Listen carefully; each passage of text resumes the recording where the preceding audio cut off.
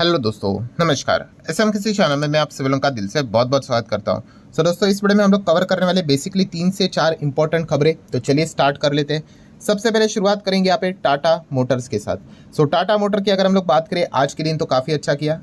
1% की तेज़ी देखने को मिली। अच्छी बात यह है कि 1000 के ऊपर हम लोगों को क्लोज होते हुए देखने को यहाँ पे मिल चुका है। 1000 का लेवल देखने को मिल चुका है। ठीक है, ये चीज़ें चलती रहती है। ओवरऑल बिजनेस तो अच्छा यहाँ पे कंपनी का देखने को मिल जाता है। सो टाटा मोटर की अगर हम लोग बात करें, जो इनकी टर्न अराउंड की स्टोरी हम लोग को देखने को मिल रही है, उसके पीछे का बहुत बड़ा रीज़न भविष्य में भी रहने वाला है इलेक्ट्रिक व्हीकल। सो आज के दिन की बात करें, आपको पता ही है 1 जुलाई हम लोग को देखने को मिल रहा है। जुलाई इंपॉर्टेंट नहीं है यहाँ पे। किसी भी 1 तारीख की अगर हम लोग बात करें तो ऑटो सेक्टर के लिए काफ़ी इंपॉर्टेंट दिन यहाँ पे होता है। और उसके पीछे का रीज़न आप सभी लोगों को पता ही है। ऑटो कंपनी के जो पिछला जो मंथ कंप्लीट हुआ होगा, अभी कौन सा मंथ कंप्लीट हुआ है, जून। सो उसके हम लोग को सेल्स के आंकड़े देखने को यहाँ पे मिल जाते हैं। सो वो डेटा सामने आते हुए देखने को मिल चुका है। एंड वो डेटा मार्केट क्लोज हो जाने के बाद आते हुए देखने को यहाँ पे मिल चुका है। ठीक है, तो कल के दिन जो भी डेटा देखने को मिले, उस चीज़ के प्रति बाजार में हम लोग को अच्छा खासा रिएक्शन देखने को मिल जाएगा। अभी वो रिएक्शन कैसे रहता है वो डिपेंड करता है डेटा कैसा है। तो चलिए उसी के ऊपर जंप कर लेते हैं। तो ठीक है दोस्तों, अभी आप देख सकते हैं यहाँ पे प्रेस रिलीज हम लोगों ने टाटा मोटर का डेटा ओपन किया है, जहाँ पे बताया जा रहा है कि टाटा मोटर का Q1 का परफॉर्मेंस कैसे रहा। अप्रैल मई जून की अगर हम लोग बात करें तो लगभग 2,29,891 गाड़ियाँ उन्होंने यहाँ पे बेची है। ठीक है, अभी इसमें सब कुछ आ गया, electric vehicle, commercial vehicle, passenger vehicle. उसका अगर आपको ब्रेकअप चाहिए तो नीचे आप लोगों को देखने को मिल जाएगा। थोड़ा सा मैं इसको जूम कर लेता हूँ तो आपको ज़्यादा अच्छा विजिबिलिटी मिल जाएगी। तो ये देखिए, कमर्शियल व्हीकल्स की सेल्स की बात करें तो ईयर ऑन ईयर बेसिस के हिसाब से 6% की ग्रोथ है। ठीक है, बट पैसेंजर व्हीकल की अगर हम लोग बात करें तो वहाँ पे 1.25 लाख से ज़्यादा यूनिट्स तो बेची है, बट पिछले साल के हिसाब से 1% की गिरावट हम लोग को देखने को मिल रही है। ठीक है, इसका भी अगर आप लोगों को और सब ब्रेकअप चाहिए तो वो भी आप लोगों को यहाँ पे मिल जाएगा। ठीक है, डोमेस्टिक लेवल का परफॉर्मेंस मिलेगा एंड कमर्शियल व्हीकल का भी परफॉर्मेंस आप लोगों को यहाँ पे मिल जाएगा। मंथली भी मिल जाएगा एंड क्वार्टरली हिसाब से भी देखने को आप लोगों को यहाँ पे मिल जाएगा। तो ये वाला देख सकते हैं, जून कंपैरिजन हो रहा है। मतलब क्या है, हम यहाँ पे कह सकते हैं ईयर के हिसाब से हम लोग को देखने को मिल रहा है एंड ये क्वार्टर के हिसाब से कंपैरिजन हम लोग को देखने को मिल रहा है। सो अगर हम लोग यहाँ पे बात करें, डोमेस्टिक सेल में 8% की गिरावट है। ठीक है, एंड उसी के साथ साथ क्वार्टर के हिसाब से देखा गया तो 2% की केवल जंप देखने को मिल रही है। देन अगर हम लोग यहाँ पे बात करें, कमर्शियल व्हीकल का भी डेटा आपको देखने को मिलेगा। Heavy commercial vehicle, light medium commercial vehicle, passenger carrier, ऐसा पूरा कार्गो से रिलेटेड भी डेटा आपको देखने को मिल जाएगा। बट जैसे कि मैंने आपको कहा कि टाटा मोटर का अभी तक का जो परफॉर्मेंस हम लोग को देखने को मिला है, वो किस चीज़ के चलते मतलब खास करके फोकस में देखने को मिल रहा है, वो है इलेक्ट्रिक व्हीकल। तो अभी इलेक्ट्रिक व्हीकल के और ही अभी हम लोग यहाँ पे आ जाते हैं। ठीक है, एंड ओवरऑल परफॉर्मेंस इनका कैसा रहा वो भी आप ज़रूर यहाँ पे देख सकते हो। सो अगर हम लोग यहाँ पे बात करें, टोटल पैसेंजर व्हीकल का जो बिजनेस है इंक्लूडिंग इलेक्ट्रिक व्हीकल का, ठीक है, तो थोड़ा अभी मैं जूम कर लेता हूँ तो आप यहाँ पे देख सकते हैं जो जून 24 अभी का जो डेटा है वो कितना है, 43,624। और यही जून 23 पिछले साल की बात करें 47,000 के ऊपर था। मतलब 8% की गिरावट नजर आ रही है। ओवरऑल पैसेंजर व्हीकल की बात करें, इसमें ईवी भी है। ठीक है, एंड अगर हम लोग यही Q1 की अगर हम लोग बात करें 3 महीने की, तो 1,38,000 था और 1,40,000 उसके पहले था। सो अभी कितना है, 1% की हम लोग को गिरावट देखने को यहाँ पे मिल रही है क्वार्टरली हिसाब से भी। एंड अगर हम लोग सिर्फ इलेक्ट्रिक व्हीकल की अगर हम लोग बात करें तो उसका भी डेटा को देख लेते हैं।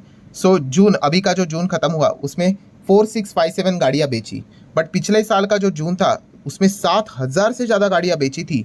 सो 34% की बड़ी गिरावट इलेक्ट्रिक व्हीकल के सेल्स में हम लोग को देखने को यहाँ पे मिल रही है year on year basis. Monthly के हिसाब से बात करें तो एंड 3 महीने की बात करें तो 16,579 गाड़ियाँ जो यहाँ पे बेची थी, जो पिछले साल के क्वार्टर में यहाँ पे 19,346 गाड़ियाँ बेची थी। मतलब यहाँ पे भी 14% की गिरावट हम लोग को देखने को यहाँ पे मिल रही है। So the first conclusion is very clear दोस्तों कि इलेक्ट्रिक व्हीकल की अगर हम लोग यहाँ पे बात करें तो टाटा मोटर की पहचान इलेक्ट्रिक व्हीकल से ही है। ठीक है, टाइम लगेगा, ऐसी बात नहीं है, प्लस माइनस चीज़ें यहाँ पे होती रहती है। बट इस वक्त का जो परफॉर्मेंस है भाई, वो यहाँ पे हम कह सकते हैं कि टाटा मोटर ने इलेक्ट्रिक व्हीकल का जो आंकड़े देखने को मिल रहे हैं वो डिसअपॉइंटेड जरूर देखने को यहाँ पे मिल रहा है।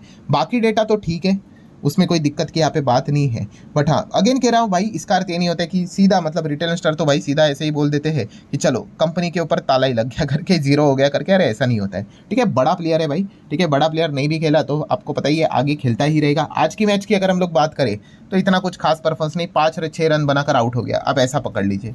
ठीक है, तो इसका अर्थ ये नहीं मैं वापस कह रहा हूँ कि करियर खत्म हो गया करके, नहीं, करियर बहुत लंबा यहाँ पे रहने वाला है। बट हाँ, इस वक्त की जो इनिंग रही टाटा मोटर की इलेक्ट्रिक व्हीकल्स को लेकर वो काफ़ी डिसअपॉइंटमेंट करने वाली है, जो कि आप यहाँ पे देख सकते हैं। जैसे मैंने आपको बताया कि बाजार क्लोज हो जाने के बाद ये डेटा रिलीज होते हुए देखने को मिल चुका है। सो इस डेटा को मार्केट कल कैसे रिएक्शन दिखाता है वो एक देखने वाली बात रहेगी। अगर इनके पास एक एडवांटेज वाला पॉइंट कौन सा है कि बाजार अच्छे खासे बुल रन में चल रहा है। सो अच्छा खासा बुल रन जब चलता रहता है, इंडेक्स लेवल पे तेजी रहती है, तो होने वाला डैमेज कभी कभी कम देखने को मिल जाता है। तो कल देख लेंगे कि बाजार इसको थम्स अप देता है, थम्स डाउन देता है, वो एक देखने वाला पॉइंट जरूर रहेगा।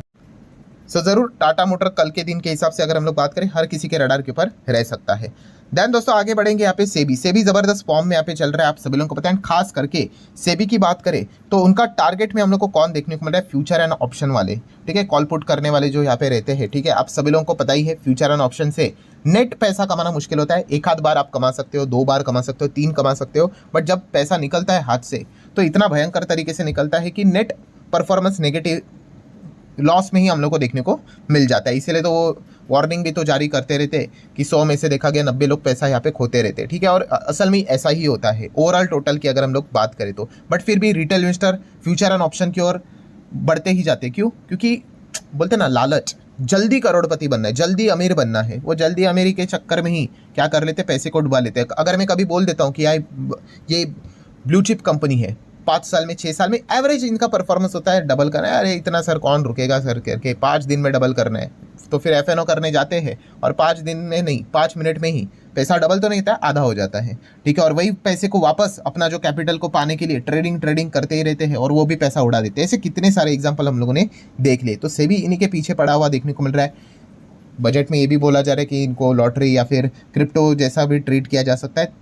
पर्सनली थोड़ा मुश्किल लगता है मुझे ऐसा ट्रीटमेंट आने के हिसाब से, बट चल रही है भाई, बाजार में खबरें चल रही, प्लस इनसे रिलेटेड काफ़ी रूल्स रेगुलेशंस देखने को मिल गए, ठीक है। रिसेंटली हम लोगों ने देखा मदा भाई बूच सेबी के जो चेयरपर्सन है उन्होंने ये भी कहा है कि कुछ डेरिवेटिव प्रोडक्ट्स मार्केट में कल होना हो, मतलब शायद से हट सकते हैं, ठीक है। इस प्रकार की चीज़ें हम लोग को काफ़ी देखने को यहाँ पे मिल रही है। सो इसलिए मैंने कल के दिन की बात करें तो एक वीडियो भी यहाँ पे कवर किया था, जहाँ पे आपको बताया था कि ब्रोकिंग वाली जो कंपनियां हैं उनके लिए डिसअपॉइंटमेंट वाला खबर जरूर देखने को मिल रहा है। जीरोधा के जो ओनर भी है, आप लोगों को पता है, फाउंडर भी है मिस्टर कामत जी, उन्होंने भी ये बात बता दी कि उनका रेवेन्यू कितना ज़बरदस्त इम्पैक्ट होगा अगर सेबी कुछ डेरिवेटिव प्रोडक्ट्स को अगर हटा देती है, वॉल्यूम्स अगर कम हो जाते, क्योंकि उसी चीज़ के चलते उन्होंने ज़बरदस्त पैसा छापा है। सो अगर ऐसा हुआ तो ब्रोकिंग वाली कंपनी का गजब का रेवेन्यू इसी चीज़ से बन रहा था। आप प्रॉफिट कमाओ या लॉस कमाओ उनको फ़र्क नहीं पड़ता था, उनका रेवेन्यू तो अर्निंग अच्छी हो रही थी, प्रॉफिट अच्छा यहाँ पे हो रहा था। सो कल के दिन जैसे वीडियो बनाए काफ़ी लोगों के कमेंट्स भी यहाँ पे आए थे, सर क्या इस चीज़ का फ़र्क क्या CDSL BSE को होगा कि नहीं, ठीक है। थोड़ा सा बुरा मत मानना, बट अभी ज़रूर डांट लगाऊंगा। अगर आप ये सवाल पूछ रहे हो CDSL और BSE को इस चीज़ का फ़र्क पड़ेगा कि नहीं पड़ेगा, तो भाई आप क्या एनालिसिस कर रहे हो, ठीक है। तो कड़वा लगेगा आपको सुनने के लिए, बट लगना चाहिए, ऑब्वियसली पड़ेगा, डेफिनेटली 110% पड़ेगा ही पड़ेगा भाई, ठीक है। मार्केट के ऊपर पूरा फर्क हम लोग को, पूरा मतलब कैसे, ट्रेडिंग के हिसाब से अगर हम लोग बात करें, हाँ CDSL के चलो मतलब उस हिसाब से फर्क नहीं पड़ेगा जितना कि BSE के ऊपर पड़ेगा। CDSL तो आप ऐसा कह सकते हैं कि इन्वेस्टर वाला स्टॉक हम लोग को यूजुअली देखने को मिल जाता है। BSE की बात करें भाई, यहाँ पे तो जितना ज़्यादा ट्रेडिंग उतनी ज़्यादा कमाई, ट्रेडिंग फ्लोर प्रोवाइड करता है, बीच में उन्होंने रेट्स भी यहाँ पे बढ़ाए थे, तो जितना वॉल्यूम यहाँ पे आप जितना ज़्यादा यहाँ पे ट्रेडिंग करते रहोगे भाई, BSE तो खुश होते ही रहेगा। मैंने बीच में एक और वीडियो भी कवर किया था, मतलब आप बिजनेस की कुछ एनालिसिस करते नहीं, कौन सा वाला, कि बोला था ना कि वो बीच में चल रहा है कि हमारे शेयर बाजार का टाइम 3:30 बजने के बाद बढ़ाने का विचार कर रहे हैं, FNO का तो रात के 12 बजे तक करने का कर रहे हैं। भाई BSE तो रेडी हो जाएगा, बोलेंगे करो पूरे 24 घंटे करो, क्यों? क्योंकि उनको पैसा मिलता रहेगा, ठीक है। वो तो बिजनेस करने के लिए बैठे, तो ऑब्वियसली भाई इनके बिजनेस के ऊपर भी फर्क पड़ेगा, क्योंकि अगर सेबी वो एक्शन लेता है एंड इस चीज़ के चलते अगर रिटेल इन्वेस्टर का पार्टिसिपेशन कम हो जाता है, वॉल्यूम्स अगर कम हो जाते, तो ऑब्वियसली इनके बिजनेस के ऊपर फर्क पड़ेगा, ठीक है। इसका अर्थ आगे जीरो नहीं होगा मेरे भाई, ठीक है। बट यस, जो ग्रोथ मिल रही थी इनको, मतलब बोलते हैं ना ये जो गोल्डन इरा में ये चल रहे थे कंपनियां, वो गोल्डन इरा अभी धीमे धीमे, मतलब बोलते हैं ना वो सूरज ढलते हुए देखने को मिल रहा है, ठीक है। तो ये इसी चीज़ के चलते आप देखो ना इनके रिटर्न्स देखो भाई, क्या परफॉर्मेंस दिया इन्होंने। ये ऐसे ही नहीं है चार्ट पैटर्न, मतलब ये कोई ऐसा ही मजाक वाला वीडियो गेम नहीं है कि ऐसे ही बटन दबा के ऊपर भाग गया, नहीं भाई, इसके पीछे बहुत बड़ा बिजनेस है। आप इनके नेट प्रॉफिट को जाकर देखो, आप इनके अर्निंग्स को देखो कैसे बढ़े हैं करके, ठीक है। तो डेफिनेटली अगर ये चीज़ें अगर हुई तो ब्रोकिंग इंडस्ट्री के साथ साथ CDSL BSE को भी फर्क पड़ेगा। CDSL को इतना नहीं, थोड़ा फर्क पड़ेगा ही, बट BSE को तो काफ़ी ज़्यादा हम लोग को फर्क पड़ते हुए देखने को मिलेगा, क्योंकि जैसे मैंने आपको बताया ये डेरिवेटिव मार्केट में भी हम लोग को काम करते हुए देखने को यहाँ पे मिल जाते हैं। सब कुछ है, इक्विटी, करेंसी, डेप्ट इंस्ट्रूमेंट, डेरिवेटिव, म्यूचुअल फंड, सब में हम लोग को देखने को मिल जाते हैं।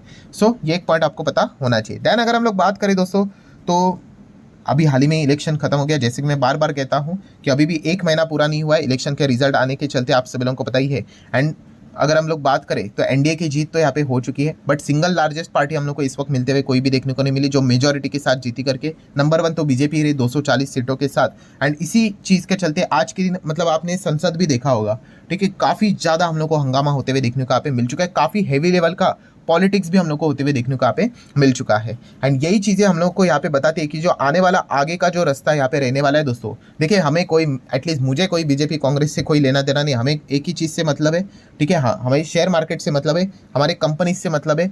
जो सेक्टर अच्छा ग्रो कर रहा है उसमें फटाफट डेवलपमेंट होना चाहिए, कोई बिल की रिक्वायरमेंट अगर होगी तो वो फटाफट पास यहाँ पे हो जाना चाहिए, ना कि पॉलिटिक्स होना चाहिए, ठीक है। बट आज का जो संसद आप लोगों ने ज़रूर देखा होगा, ठीक है, इसके पहले की भी आप लोगों ने 17 जो यहाँ पे देखे होंगे, ये क्लियर कट ट्रेलर हम लोग को देखने को यहाँ पे मिल चुका है कि आने वाले नेक्स्ट जो 5 साल यहाँ पे रहने वाले हैं, जब भी संसद का जो सत्र हम लोग को देखने को मिलेगा वो एकदम आसान नहीं रहने वाला है, ठीक है। पहले कैसे होता था, जो हंगामा करना है अपोजिशंस को, ठीक है, वैसे भी अपोजिशन था ही नहीं, बट फिर भी बोलने के लिए अपोजिशन था, कोई फर्क नहीं पड़ता था, ठीक है, पूरी तरीके से मेजोरिटी इनके पास थी, आराम से बिल पास करो मेजोरिटी के साथ। बट अभी ऐसा नहीं हो रहा है। एंड यही इसी चीज़ के चलते अगर हम लोग बात करें, ठीक है, तो शेयर मार्केट के हिसाब से ये पॉइंट हम लोग को आगे और भी ज़्यादा देखने को यहाँ पे मिल सकता है। तो ये एक पॉइंट हम बाजार के हिसाब से आप लोगों को पता होनी चाहिए। एंड अदानी ग्रुप की अगर हम लोग बात करें दोस्तों, तो डेफिनेटली इसको तो फोकस में यहाँ पे रखना ही आप सभी लोगों को पता है, क्योंकि जिस प्रकार से अपोजिशंस की ओर से ज़बरदस्त हम लोगों को यहाँ पे आवाज़ उठाती हुई देखने को मिल रही है, तो अदानी ग्रुप को भी वो भविष्य में टारगेट यहाँ पे कर सकते हैं। इसके भी चांसेस है। कल के दिन यस्टरडे ही अगर मैं बात करूँ तो आप सभी लोगों ने देखा ही होगा, अदानी ग्रुप को वापस वो बार बार टारगेट करने की कोशिश यहाँ पे कर रहे थे कि इनके रिन्यूएबल एनर्जी के चलते, क्लीन एनर्जी के चलते, सोलर पावर के चलते जो प्रोजेक्ट्स है वहाँ पे चाइनीज़ कनेक्शन है करके, ठीक है, तो वो बार बार डिमांड उठाएंगे कि जांच करो करके। ये सारी चीज़ें अभी भविष्य में देखने को मिलने वाली है। तो अदानी स्टॉक से रिलेटेड अगर मतलब आप जाना चाहते हो तो ये वाला मुद्दा आप लोगों ने जरूर फोकस में रख के ही डिसीजन यहाँ पे लेना चाहिए। सो चलिए ठीक है दोस्तों, आशा करता हूँ आप लोगों को वीडियो हेल्पफुल लगा होगा, कुछ नया सीखने को मिला होगा। तो आप चाहो तो इसको लाइक एंड शेयर कर सकते हो। मिलते हैं अगले वीडियो में, तब तक के लिए बाय बाय।